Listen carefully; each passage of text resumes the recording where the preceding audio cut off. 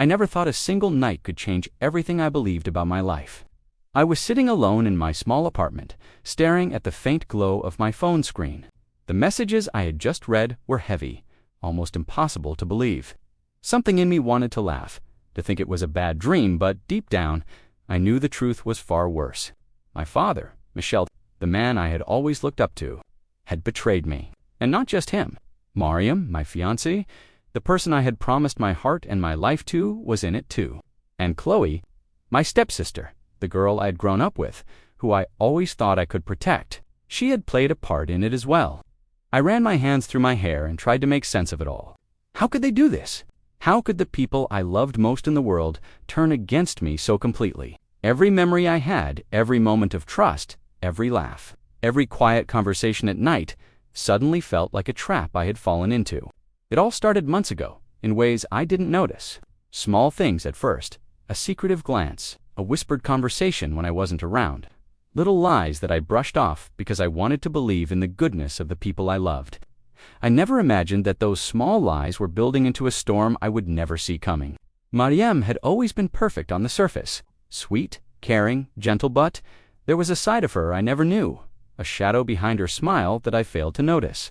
And Michel, my father, I thought he had taught me everything about trust and integrity, about family and loyalty.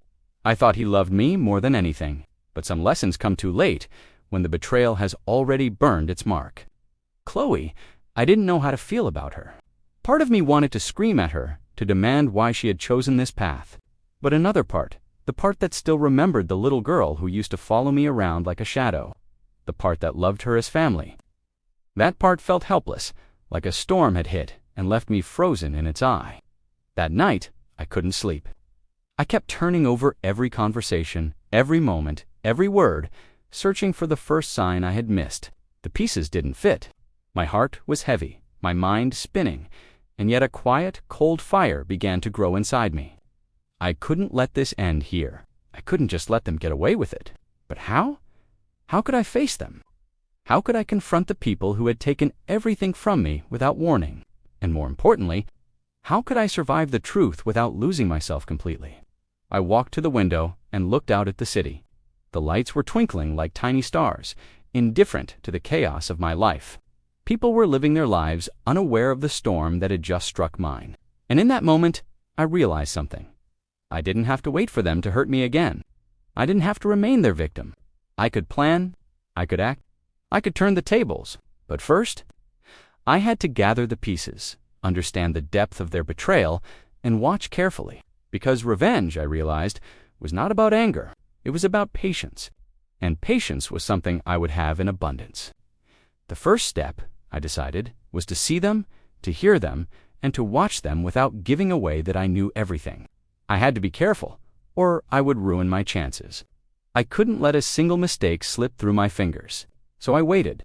And as I waited, I remembered the lessons my father had always taught me, lessons about trust, about loyalty, about standing tall in the face of adversity. Only now I understood the cruel irony. Those lessons had been given to me by the very man who had betrayed them.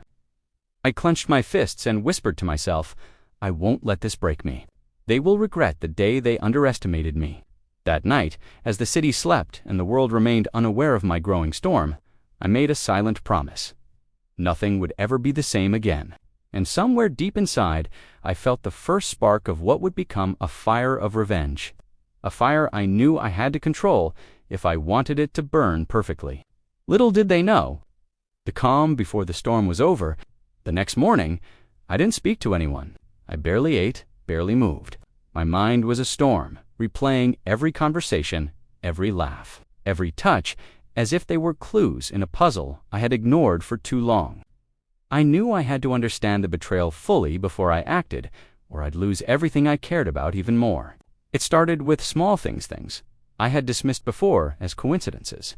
Mariam had been busy more often lately. Late-night texts she quickly hid from me, a laugh that seemed forced when Chloe entered the room, and Michel. I remembered the way he had smiled when I mentioned my promotion at work, a smile that now seemed hollow, like he was hiding something. I walked through my apartment, tracing back the moments I had laughed and felt safe. Each memory was now a shadow. The first clue had been so small, almost invisible. Miriam's phone, buzzing late at night, quickly silenced when I entered the room. I had laughed it off. Probably a friend, I had said. Now I knew better. I started looking for patterns. I went through old messages, old emails, old photos, and there it was, the cracks in the picture-perfect life I thought I had.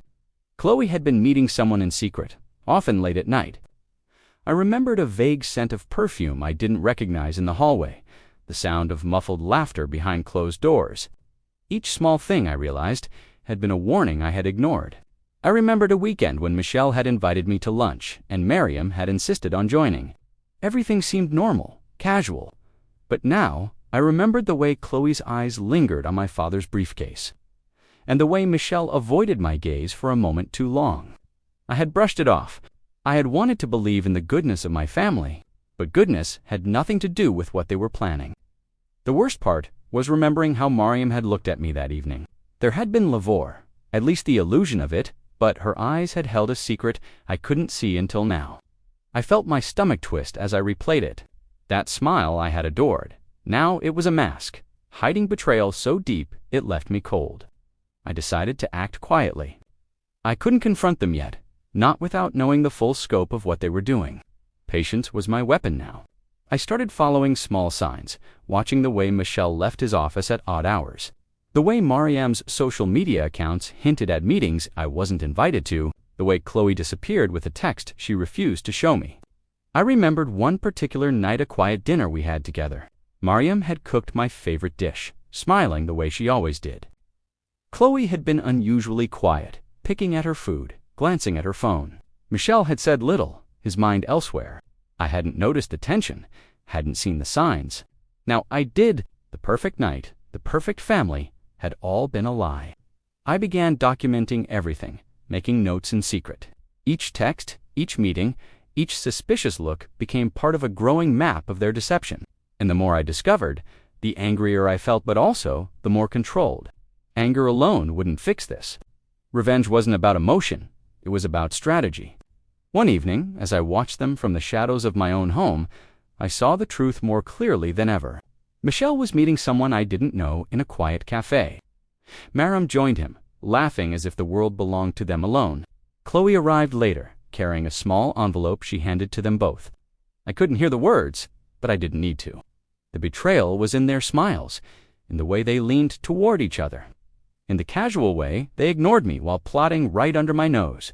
My heart ached, but I didn't let it show. I took a deep breath, stepping back into the darkness, letting my anger simmer quietly. I wasn't ready to act yet, but I had to understand every detail.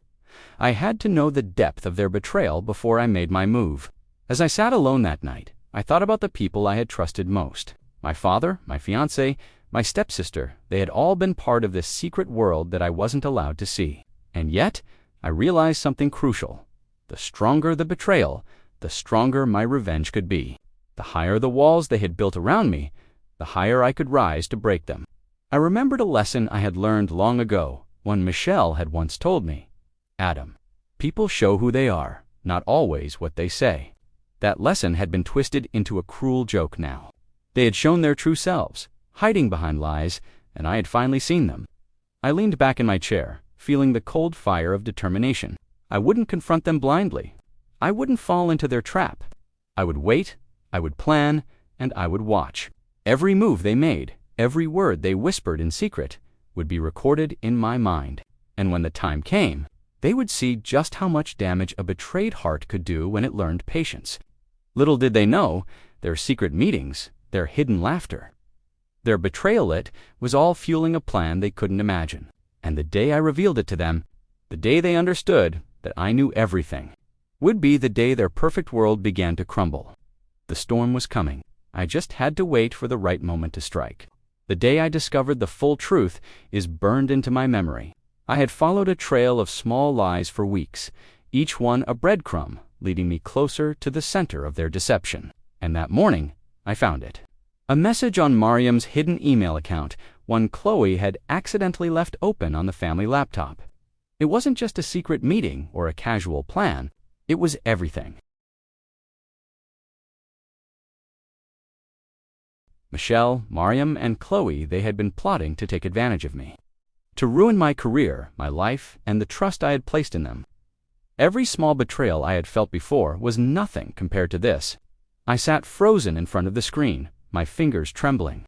My heart raced, my mind screamed, and yet a strange calm washed over me. I had known something was wrong, but seeing it written so clearly, it was different. The puzzle pieces had finally snapped together. I remembered the first time Mariam had smiled at me in a way that now made me sick. The warmth I had felt, the love I had believed in it, had all been an act. And Chloe, my sweet little stepsister, the one I had always defended, she had been part of it all along. And my father, Michel, the man I had admired and trusted above all, he had orchestrated the entire thing. I couldn't believe it.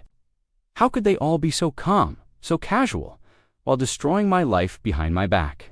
But the proof was there, undeniable. The emails, the hidden accounts, the whispered plans I had overheard. Without realizing it, they had all been leading to this moment of revelation. I didn't know whether to cry or scream. I felt like my world had collapsed. Yet, strangely, I felt awake for the first time in weeks. This wasn't just betrayal.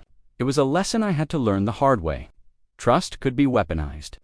Love could be a mask. Family could be a trap. I sat in silence for what felt like hours, letting the reality sink in.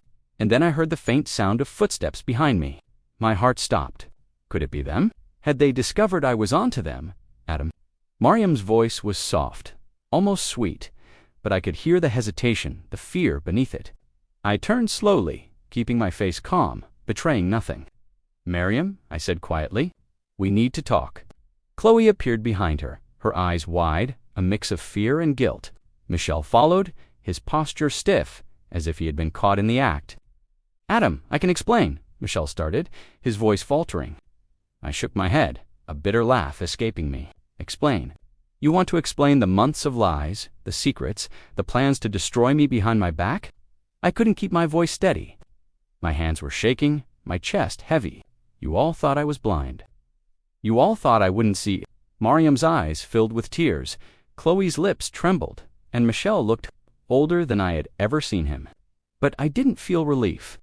I felt the sharp sting of betrayal, the anger, the heartbreak. I realized then that this wasn't just about what they had done, it was about how much they had underestimated me. "You've been planning this together," I said slowly, each word deliberate, controlled. "And for what? Money? Power? To humiliate me?" Michel's jaw tightened. "Adam, it's complicated. You don't understand? Complicated?" I interrupted, my voice rising, but still controlled. "You call destroying someone you claimed to love complicated. You call betraying your own son complicated. I trusted you, Michel. All of you, and this is what you do." I turned my gaze to Chloe. "I defended you when everyone doubted you. I protected you, and you chose this." Her eyes filled with tears, but she couldn't speak. Mariam's voice was almost a whisper. "Adam, I didn't mean for it to go this far. But I knew the truth. I knew that whatever she meant, the plan had already been in motion for months. And the moment I realized the depth of their betrayal, I felt something change inside me. The hurt, the shock, the sadness, they all fused into a quiet, cold determination. I left the room without another word. I didn't want to argue, didn't want to beg or reason. Their actions had spoken louder than words ever could. I had seen the betrayal, felt the sting of it, and now I had a choice: crumble under it or rise above it. I chose the latter. As I sat in my apartment later that night, I replayed the confrontation in my mind. I thought about every detail I had learned, every lie I had uncovered, every moment they had hidden the truth from me. I started to see patterns, connections, weaknesses. I realized that their trust in themselves, in their secrecy, had made them careless. And that carelessness, that would be my advantage. I began to plan, not recklessly, not in anger. I planned quietly, deliberately. I traced every lie, every secret, every meeting. I wrote it all down, made charts in my mind, connected dots that even they hadn't realized existed. Every betrayal became a tool, every secret a stepping stone. I remembered something Michel had once told me, a lesson I had dismissed at the time. "Adam, patience is power." I smiled bitterly. Patience. I had it in abundance now. Every move I would make, every step I would take, would be measured, and when the time came, they would see the full impact of what their betrayal had created. The night grew deeper, the city lights outside my window flickering like stars in the distance, and I knew, without a doubt, that my life had changed forever. The betrayal was complete, but so was my resolve. This was no longer about anger. This was about strategy, about justice, about reclaiming everything that had been taken from me, and I would do it with a precision that would leave them speechless, helpless to stop what was coming. The storm of betrayal had revealed itself, but the storm I would unleash, that was still ahead. I learned one thing quickly. Revenge that comes from anger alone burns out fast. What lasted was the plan, so I put my anger into a map, small actions, careful steps, and a single public moment that would finish what I started. First, I needed proof. Not just feelings or guesses, but hard proof. I went back through everything I had found, hidden emails, secret meetings, the envelope Chloe had handed them. I printed copies, I saved audio clips. I made a folder on a flash drive and another copy in my cloud. I made sure there were at least 3 places where the truth lived, safe and ready. Next came the quiet steps. I started with money. Not by taking anything illegal, I kept everything inside the law, but by using their own habits against them. Michel loved business deals that looked clean but hid small tricks. I studied the papers he used, the names he trusted, the accounts he bragged about. I contacted one of his old clients carefully, politely, and asked simple questions. The client remembered odd transfers and promised to look into his own records. Little by little, people who knew Michel professionally began to notice patterns I pointed out like a concerned friend. Mariam was different. She loved attention and approval. She wanted to look perfect in everyone's eyes. That was her weakness. I started leaving tiny, believable hints of her lies where people would find them. A draft email showing secret plans. A message to a fake charity she supported with forged receipts pointing to her secret accounts. I made sure these hints were small, believable, and legal. I never crossed a line. I wanted the truth to fall into place on its own, not because I forced it. Chloe was the hardest. She was young and reckless. She had left messages on her phone and social apps that showed her role. I didn't attack her directly. Instead, I gave her room to reveal herself. I started conversations with people she cared about. Old friends, a former teacher, and casually mentioned things she had done. Word travels fast when someone talks about secrets in private. Chloe's own words began to circle back to her like a net. While I did this, I kept my face calm. I saw them at home and pretended everything was normal. I asked simple questions like, "I didn't know anything. How was your meeting? Are you okay?" I watched their reactions. People who lie get sloppy when they think no one suspects them. Their carelessness was my advantage. I also built a legal safety net. I contacted a lawyer not to start a war right away, but to understand my rights. The lawyer helped me organize documents and showed me how to make evidence strong and admissible if needed. That knowledge was power. If the day came when I had to expose them, I wanted it to be clean. No angry mistakes, no risk of backfire. Every detail mattered. I tracked where Chloe went, not by breaking laws, but by noting public posts and receipts she accidentally left in plain sight. I traced small payments that hinted at her secret meetings. I followed the money trail that led back to accounts Michel had hidden behind shell names. I put those pieces together like a machine, slow and steady. As the small moves grew, I planned the public part. I wanted them to fall in a place where they were proud and exposed. A charity gala that Michel loved. A family dinner where Mariam shined, or a big business meeting he cared about. I decided on a middle ground, Michel's charity gala. He loved that evening because it showed the world how generous he was. If the truth came out there, in front of the people who respected him most, it would hurt the most. But I didn't want a loud scene. I wanted subtle humiliation, the kind that makes people whisper and look away. So I arranged for the right people to see the right documents. I reached out to journalists, quietly, as a concerned source who had legal proof of wrongdoing. I contacted the charity's board privately with careful questions about recent donations and odd transactions. I didn't accuse. I asked questions and gave documents that made them ask more. At the same time, I prepared the moment where I would speak. I wrote notes, simple words that would cut through the calm he loved. I wanted the truth to sound ordinary and final. Not a scream, not a show. just facts. This is what I found: short, clear, crushing. There were nights I wanted to rush everything. I wanted to confront them and throw the papers on the table, to yell and to make them feel the way I felt, but I knew patience did the heavy lifting.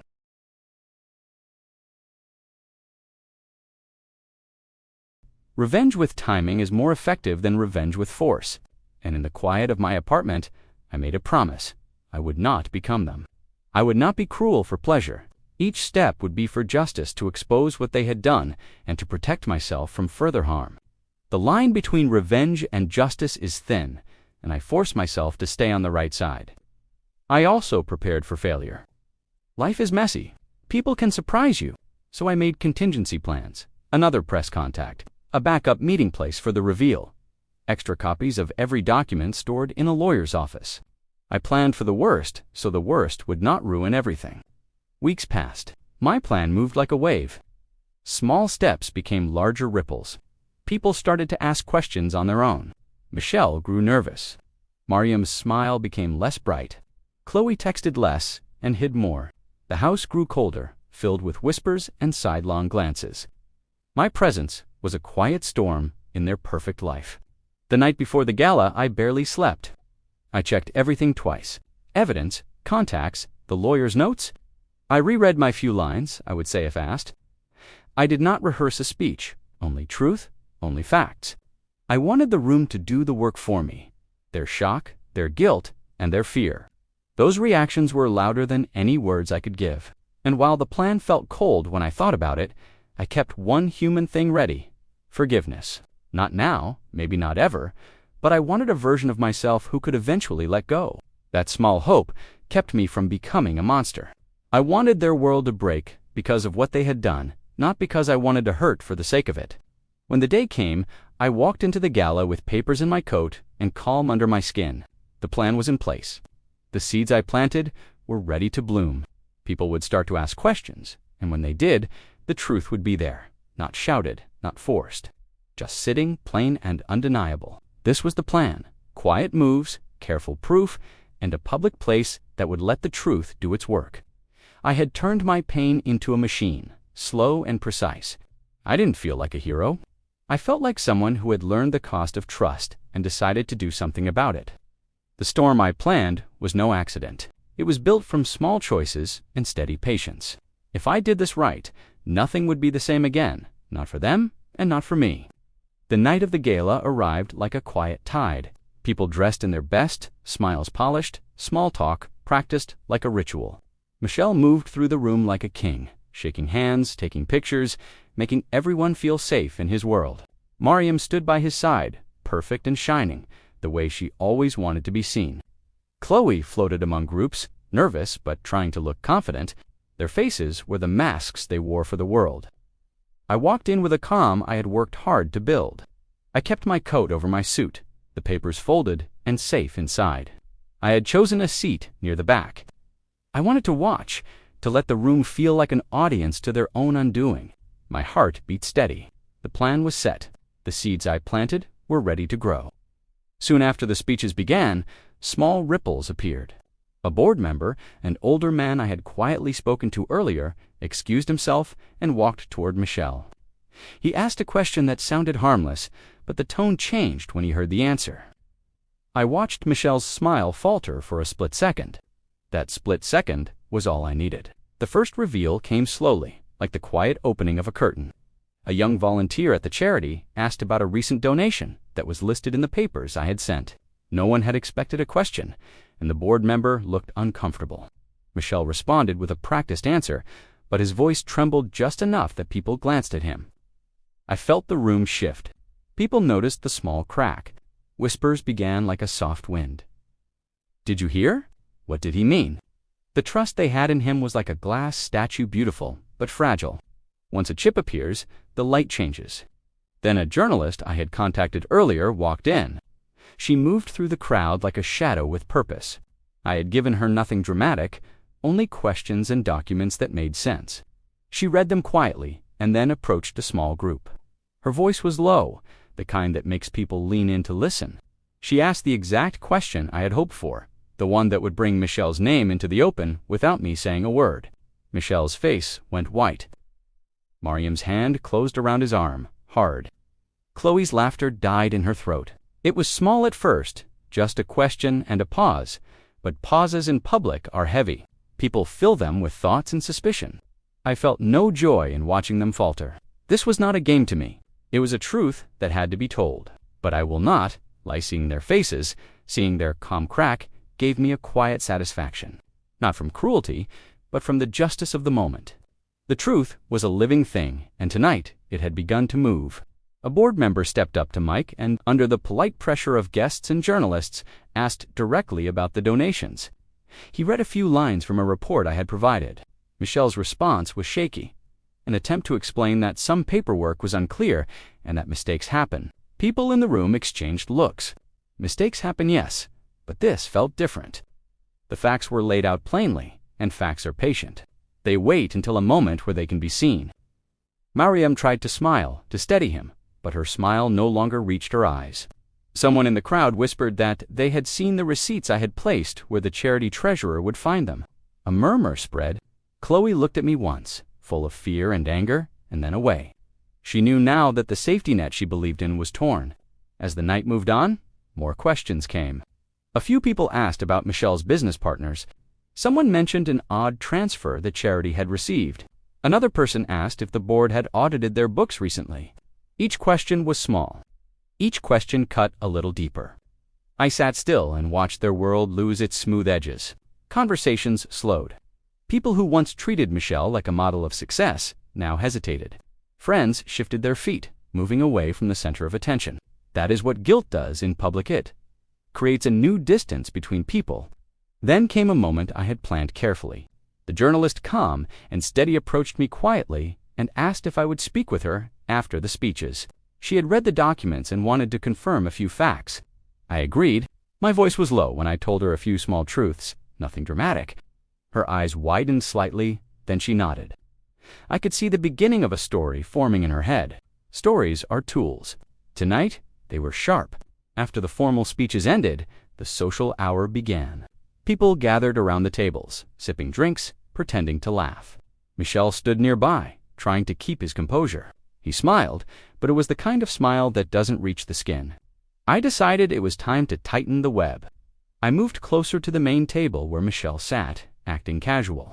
I offered a simple toast to the charity.